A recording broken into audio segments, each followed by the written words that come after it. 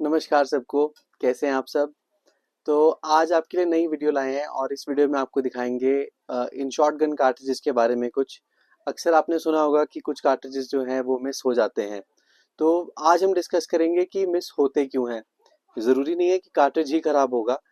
There is a big reason कि cartridge miss होने के पीछे हमारी गन मैल फंक्शन कर गई हो। तो आप देखिए, अब हमारे पास दो कार्ट्रिजेस हैं। ये दोनों ही कारतूस KF factory, Indian ordnance factory के हैं। तो अगर आप यहाँ पे देखेंगे तो ये वाला जो कारतूस है ये ब्रांड न्यू है और ये वाला जो है ये ओल्ड है और ये मिस फायर हुआ है।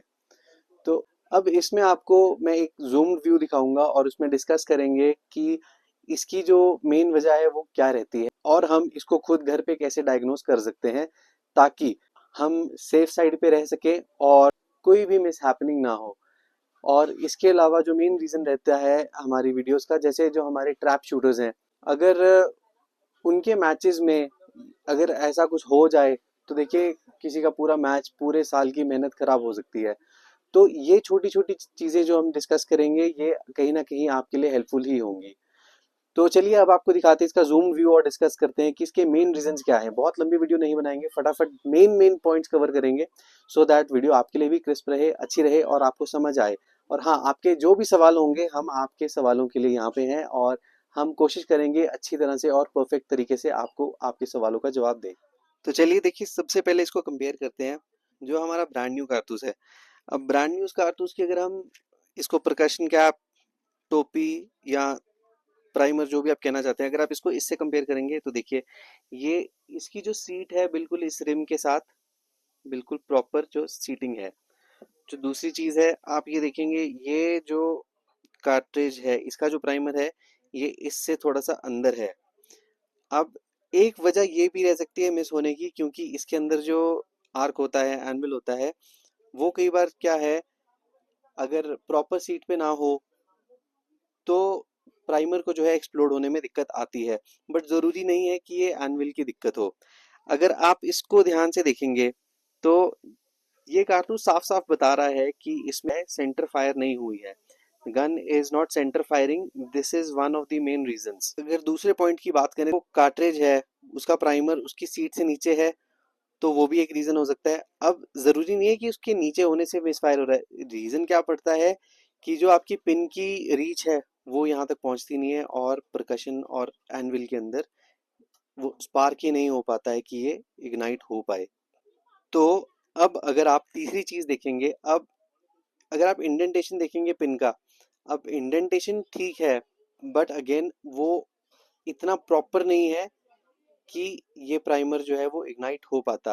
अब इसका मेन रीजन क्या रहता है, देखिए अगर तो हमारे गन जो पिन है वो अगर छोटी है तो ये चीज़ हो सकती है, बट ज़रूरी नहीं है कि पिन छोटी हो। अगर फायरिंग पिन लूज है, मतलब अगर अगर उसने अपनी तड़ छोड़ दी है, या अगर चिमटे ने अपनी तड़ छोड़ दी है, तब भी जो है वो अच्छी मार नहीं करेगी और ये भी एक वजह हो सकती है कार्ट्रिज मिस फायर होने का।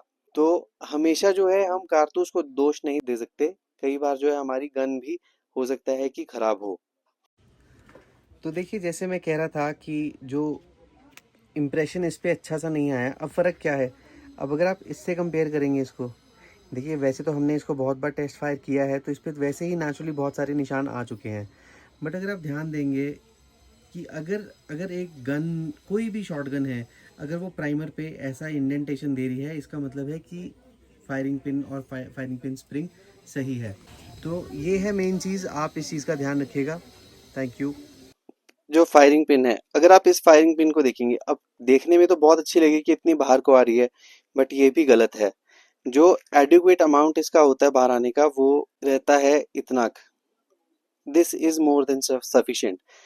कभी आपने सुना होगा कि गन फायर की हमने और गन खुली ही नहीं रही, वो वजह जो है वो ये रहती है। अब अगर आप देखेंगे तो इस पिन में जो है प्ले भी है, प्ले के साथ साथ बहुत पतली है ये, तो ये भी कारण रहता है कि आपकी गन जो है वो आपको तंग कर सकती है। ये ज़रूर है कि इतनी लंबी जो पिन है मिस फायर तो नहीं करेगी, बट हाँ ऑफ कोर्स फायर होने के बाद गन ना खुलना एक वजह हो सकती है। होता क्या है, आपने फायर किया तो अब ये जो जगह है जहाँ पे हमारा प्राइमर और एनविल होता है, देखिए इसको बोलते हैं एनविल।